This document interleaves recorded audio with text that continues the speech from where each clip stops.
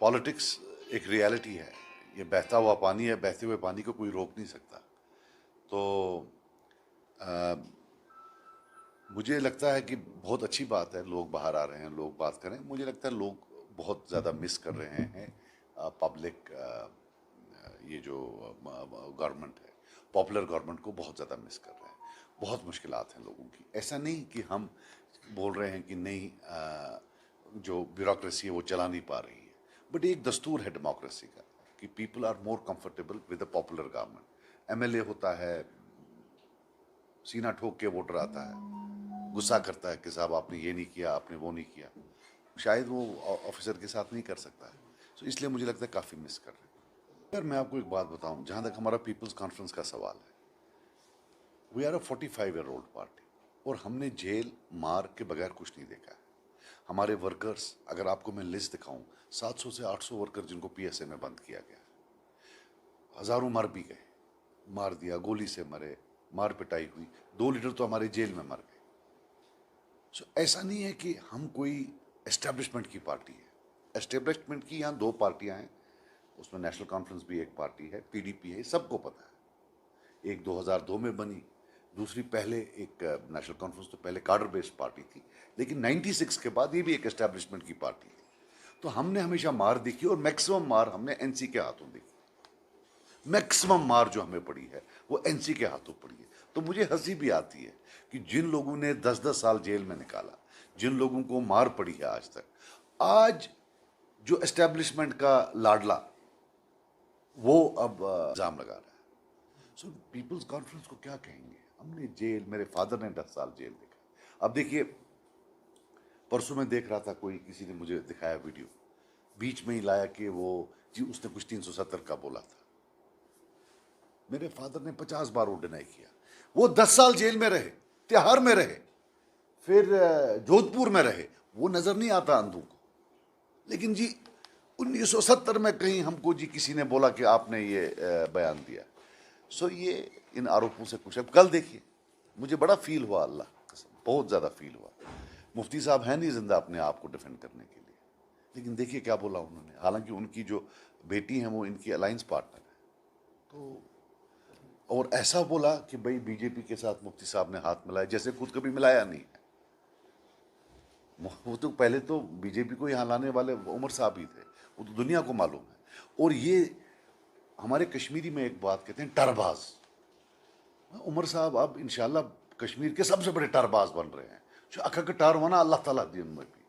अब नया टार है कि अगर हम होते तो क्या करते हैं। हमने आपको 2010 में देखा है, जब आप बच्चों को मार रहे थे, नौजवान बच्चों को, तो यूनियन होम सेक्रेटरी तय करता था कि कर्फ्यू में रिलैक्सेशन कब होगी। आप नहीं देते थे, आपने सब दे दिया था उधर। हमने ये भी आपका देखा कि जब इंटरनल ऑटोनॉमी का रेजोल्यूशन पास किया, आपका अलायंस था तब बीजेपी के साथ, उन्हें रिजेक्ट किया। आम राय थी दैट प्रॉपर्टी डिमांड्स आप इस्तीफा देंगे, आपने नहीं दिया, यू स्टक टू पावर। सो अब टरबाज बोलते कि अगर हम क्या करते, 370 को पार्लियामेंट ने लिया, पार्लियामेंट में हटाया, उसी पार्लियामेंट में जिसमें जब वो लिया गया, इनके जो पार्लियामेंट मेंबर है वो हंस रहे थे तब। None of them did anything. तब अगर हाँ किसी ने कपड़े फाड़े कुछ किया, वो फयाज मीर साहब यहाँ बैठे, इन्होंने किया। सो वो भी हमने, वो भी हिस्ट्री याद रखी। सो ये बोलना कि नहीं जी अब अगर हम होते तो आप क्या करते, कुछ नहीं करते। सुनो, ये जो ये नया ड्रामा लाया, अब देखो यार, सिंपल स्ट्रेट फॉरवर्ड बात है। You are Kashmiri and you are a Muslim, don't equate yourself with farmers, don't be under any delusions. कोई किसी को परेशानी नहीं है कश्मीरी मुसलमान क्या कह रहा है, आपको गलत ख्याल है। ये जो नया इन्होंने लगाया, 370 की डिमांड मर ही नहीं सकती है, याद रखना एक चीज, ये कभी नहीं मरेगी। अगर मैं बोलना बंद कर दूं, उमर साहब बोलना बंद कर दें, ये मरेगी नहीं, ये हमेशा वहां रहेगी। और एक दिन आएगा, जो मुझे पूरा यकीन आएगा, कि ये खुद आकर लाएंगे, हमारी वकालत की वजह से नहीं। एक ऐसा प्रेशर आ जाएगा कि ये खुद लेकर आएंगे, ये याद रखना नहीं। टू मच इनटू स्टेटमेंट्स, कोई एक स्टेटमेंट देता है, कोई स्टेटमेंट देता है दूसरा। स्टेटमेंट तो इनको देना है और 370 भी देना है। आप बैठो आराम से, ये खुद लेकर आएंगे इंशाल्लाह, मुझे पूरा यकीन है। ये हमारा हक बनता है, कैसे नहीं देंगे। 370 या पार्लियामेंट में मिलेगा या अदालत में मिलेगा, और या सब्जी की दुकान पर तो नहीं मिलेगा, ये याद रखना। Right, you will either get it in the parliament or you will get it in the court. Court में we were the first party जो गए, ये तो अब गए हैं। जब हम जेल में ही थे तब हमारे बाहर थे ये अदनान साहब, इनने जाकर पहला जो पॉलिटिकल पार्टीज में पहले हम गए, we will fight it there. जहाँ तक पार्लियामेंट का सवाल है, we have to convince the party. जब तक ये बीजेपी ये तो नहीं देंगे, इसके बाद देखो क्या करता है अल्लाह, कौन सी पार्टी आएगी। ये तो उम्र पर रहेंगे नहीं बनता है उनके साथ। देखो ना अभी उमर साहब और मैडम इकट्ठे उनके साथ होती, ये अलग बात है कि मैडम को मजबूरी होगी इनके साथ बैठना, but should he have done it. जो कल किया, उसका अलायंस पार्टनर था, तो उनको गाली देने की क्या जरूरत थी। मैं तो पहले से बोलता था कि उन्हें प्रॉक्सी, मैं तब भी बोलता था कि नहीं ये दे आर नॉट, ये काबिल भरोसा नहीं है। अब देखिए वो उनके साथ, वो बेचारी उनका काम करती रहती है 24 घंटा। यार देखो मैं आपको बात बताऊं, ये जैसे आजकल आपने सुना होगा, कभी बोलते हैं वोट डिवीजन, कभी बोलते हैं कुछ। ये जो उमर साहब कल गए इंदरवाल, वहां तो नहीं वोट डिवाइड होगा उसका सरूरी साहब का, डोडा में तो नहीं डिवाइड होगा मजीद वानी साहब का। ये क्या वहां वोट डिवीजन के लिए बीजेपी ने भेजा है उनको? वरना जिस चुनाव में बीजेपी एक सीट नहीं लेती थी, आज 4 हैं उसके पास बिकॉज ऑफ वोट डिवीजन। ये कौन कर रहा है वोट डिवीजन? किसने भेजा उनको वोट डिवाइड करने के लिए? वरना है वहां कांग्रेस, जीतने दे उनको। रियलिटी है, अगर वहां कांग्रेस वर्सेस बीजेपी होगी, कांग्रेस जीत जाएगी। ये वहां तीसरे नंबर पर हर जगह है, लेकिन भेज रहे हैं हर एक को। किसने भेजा है वहां? आप देखिए पिछले इलेक्शन के आंकड़े निकालें, कांग्रेस सेकंड पर थी डोडा में, कश्तवार में ये थे, भद्रवाह में कांग्रेस थी। ये क्यों जा रहे हैं वहां?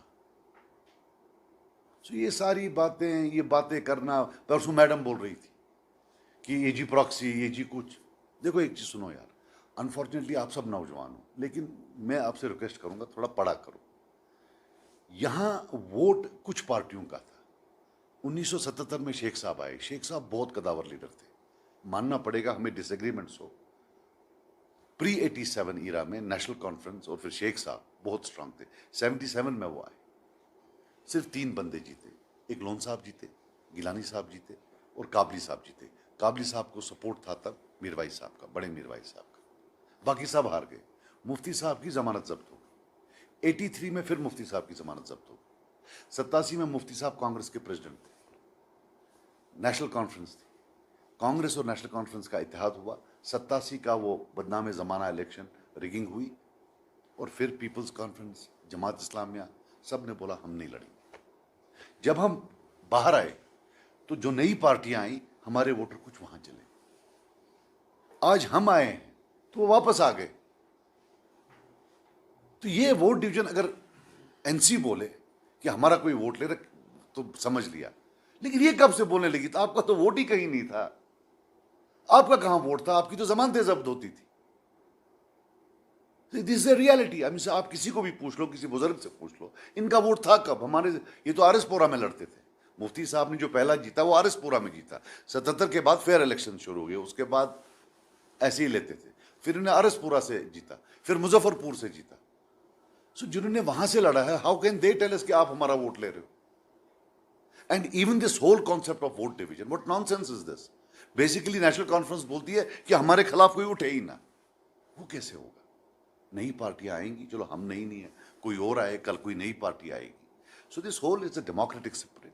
मैं जब बोल रहा था अभी आपको ये चुनाव क्या करने गए हैं, सो ये मैं एक सटायरिकल वे में बोल रहा था कि फिर इनको चुनाव नहीं जाना है। अब जम्मू में देखिए, why should they fight in Jammu?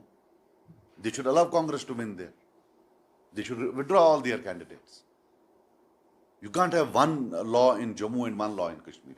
यहां क्या, ये जब वोट डिवीजन की बात कर रहे हैं, यहां तो बीजेपी कहीं जीतेगी ही नहीं। सो वोट कहां डिवाइड होगा? यहां तो कश्मीरी पार्टियां ही जीतेंगी। तो ये जो नया नॉनसेंस उन्होंने शुरू किया है, एज आई सेड, दे टरबाज जो दो रोज रोज टर मारते हैं, तंग आ गए, हम भी सुनते हैं। सो ये मैं आपको बता रहा हूं कि ये टर वर नहीं चलेंगे। लोगों को पता है, आंकड़े निकालें, बाकी चीज निकालें, लेकिन have a look at it.